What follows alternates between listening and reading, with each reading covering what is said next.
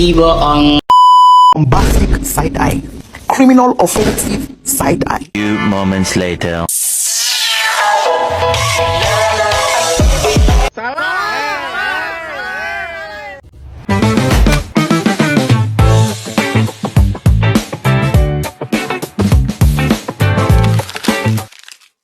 Assalamualaikum warahmatullahi wabarakatuh. Waalaikumsalam. Yang kami hormati Ibu Dewi Sri Wayuni SPD MPD dan yang saya hormati teman-teman sekalian. Kami dari kelompok 5 akan memaparkan hasil diskusi kami tentang Grab berarah dan network. Sebelum lanjut, saya akan memperkenalkan teman-teman kelompok saya. Nah, yang pertama saya sendiri atas nama Nur Eka. Yang kedua Ayu Andira, dan yang ketiga Friska Erawati, dan yang keempat Rahdatul Alia. Baik, langsung saja kami akan memaparkan materi kami. Yang pertama, latar belakang. Teori graf fundamental dalam matematika memodelkan sistem kompleks.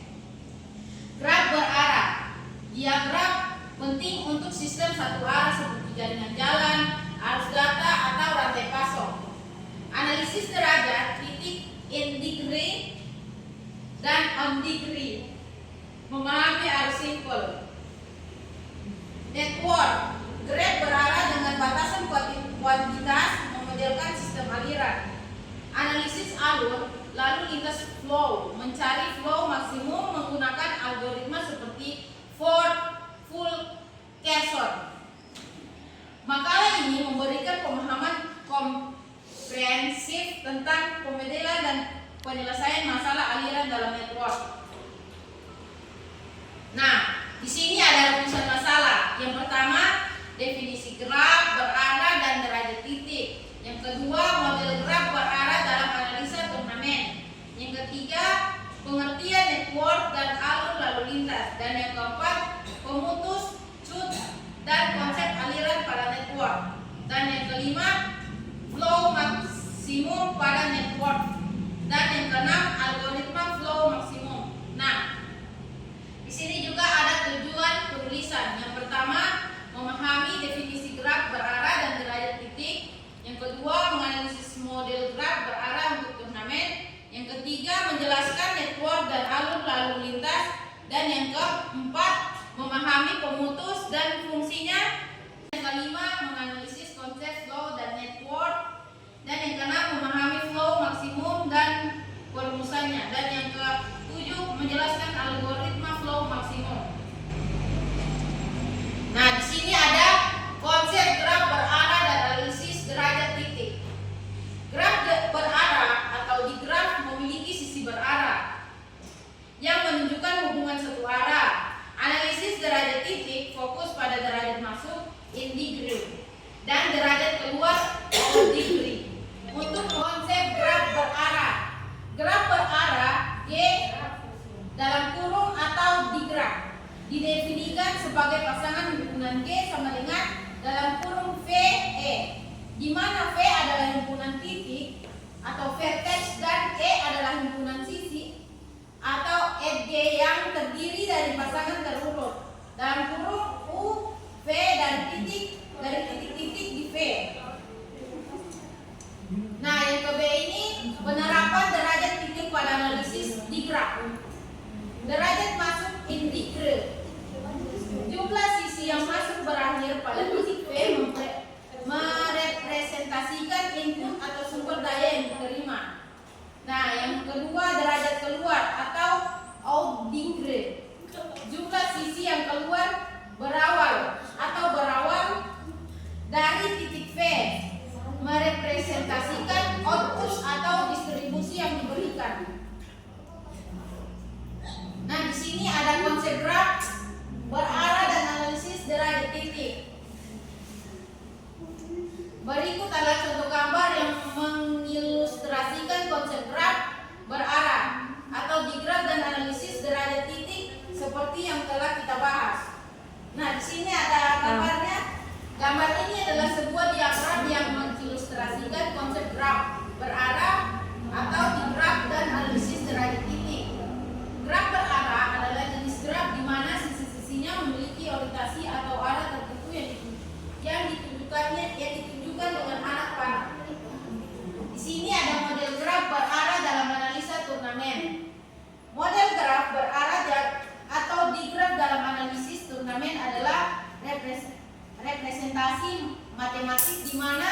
Setiap tim atau pemain diwakili sebagai simpul atau vertex. Dan hasil pertandingan antara dua peserta diwakili sebagai sisi berarah atau panah. Nah, yang ke A, definisi turnamen dalam gerak berarah. Secara matematis, sebuah turnamen adalah sebuah gerak berarah yang diperoleh dengan memberikan arah pada setiap sisi dalam gerak lengkap tak berarah. Artinya, untuk setiap pasang titik berbeda U dan V.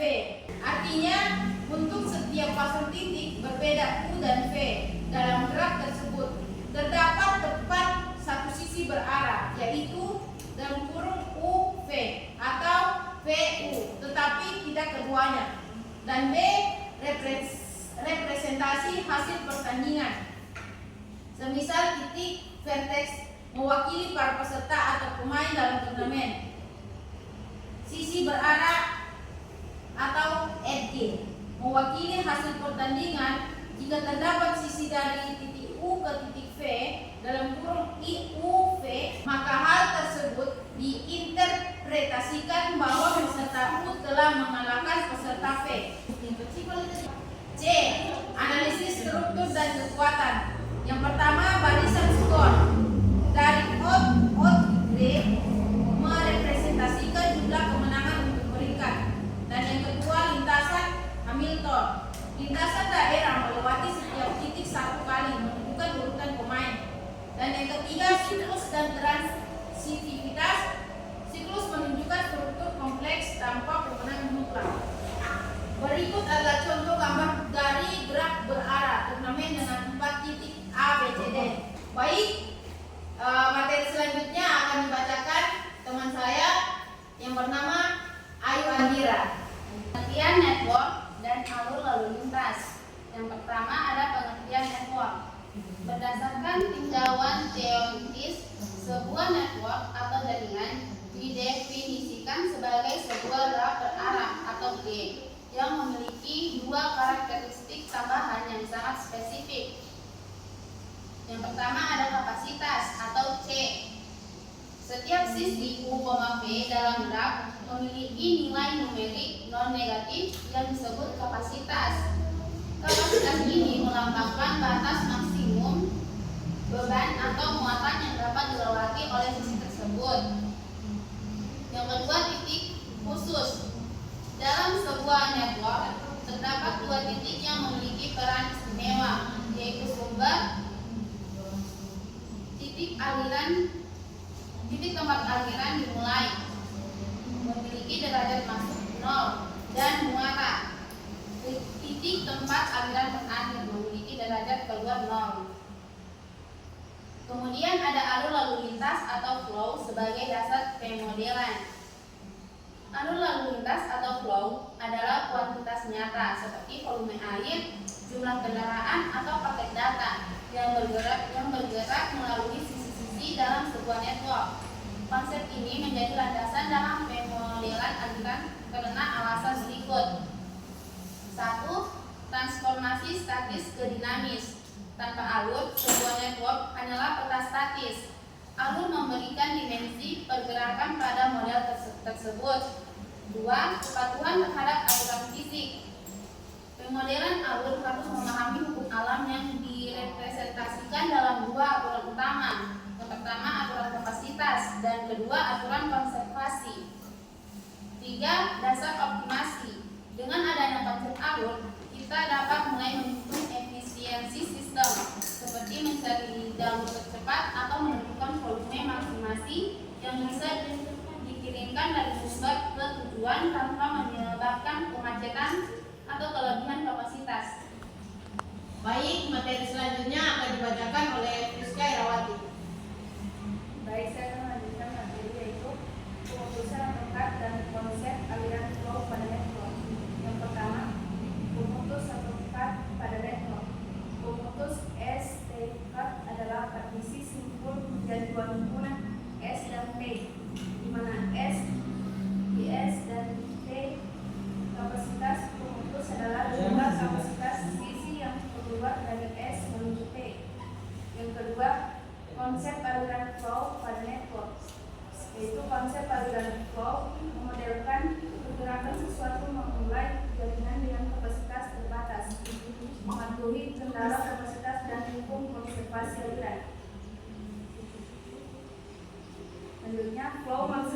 networks.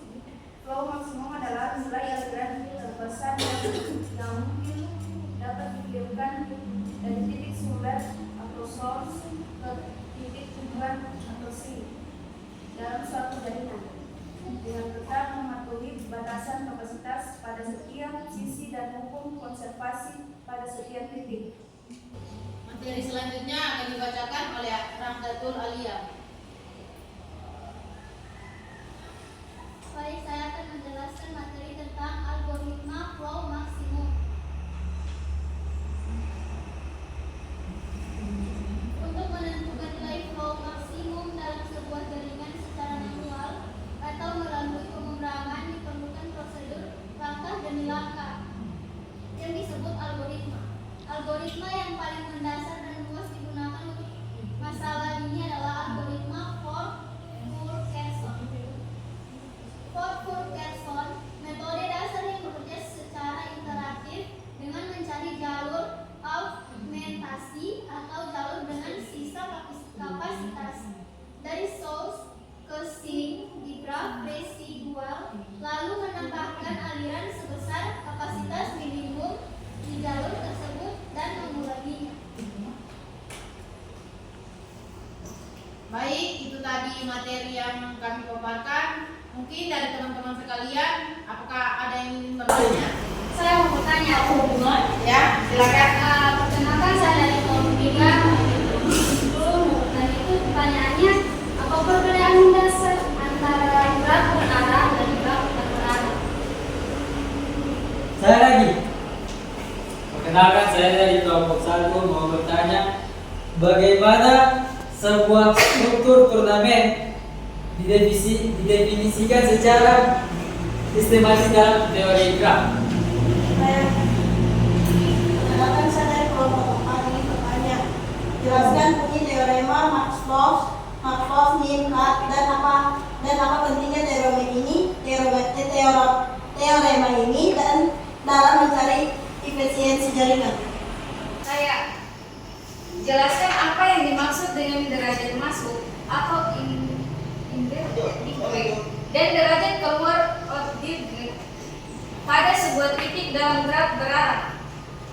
Baik, terima kasih yang sudah bertanya. You didn't have to cut me off. I can never know we were nothing. Oh my God! Wow! Kami akan menjawab pertanyaan dari Makfira. Jadi pertanyaan Makfira itu, apa perbedaan mendasar antara graf berarah di graf dengan graf tak berarah? Jadi saya persilakan untuk kalian menjawab pertanyaan dari Makfira. Perbedaan mendasar antara graf berarah dan graf tak berarah adalah graf tak berarah. Pada graf ini setiap sisi tidak memiliki arah tertentu. Hubungan antara dua titik U dan V bersifat simetris atau timbal balik. Artinya, jika ada sisi yang menghubungkan U dan V, maka hubungan tersebut bisa dibaca sebagai U terkait dengan V dan juga V terkait dengan U. Sisi pada graf tak berarah biasanya digambarkan sebagai garis lurus tanpa anak panah. Contoh, jaringan pertemanan di media sosial. Jika A adalah teman B, maka B juga teman A. Peta jalan antar kota. Jika ada jalan dari kota X ke kota Y, maka bisa dilalui juga dari Y ke X. Atau struktur molekul. Ikatan kimia antara atom tidak memiliki arah. Untuk graf berarah, pada graf ini di setiap sisi disebut arc atau direktor FJ. Memiliki arah yang jelas ditandai dengan anak panah. Hubungan antara U dan V bersifat asimetris. Artinya jika ada ars dari U ke V ditulis U menuju V. Hal itu tidak secara otomatis. Berarti ars dari V ke U. Contohnya jaringan komputer dengan koneksi satu arah, sistem aliran uang dari pembeli ke penjual, rantai makanan seperti hewan A memangsa hewan B, atau peta lalu lintas dengan jalan satu arah. Bagaimana Kepala Makfira? Apakah sudah jelas dengan jawaban dari Alia? Ya sudah. Baik, terima kasih. Kami akan menjawab pertanyaan dari Ibnu. Jadi pertanyaan Ibnu itu adalah bagaimana struktur sebuah turnamen didefinisikan secara matematis dalam teori graf. Jawaban Ibnu akan dibacakan oleh Ayu Andira. Saya persilakan kepada Ayu Andira.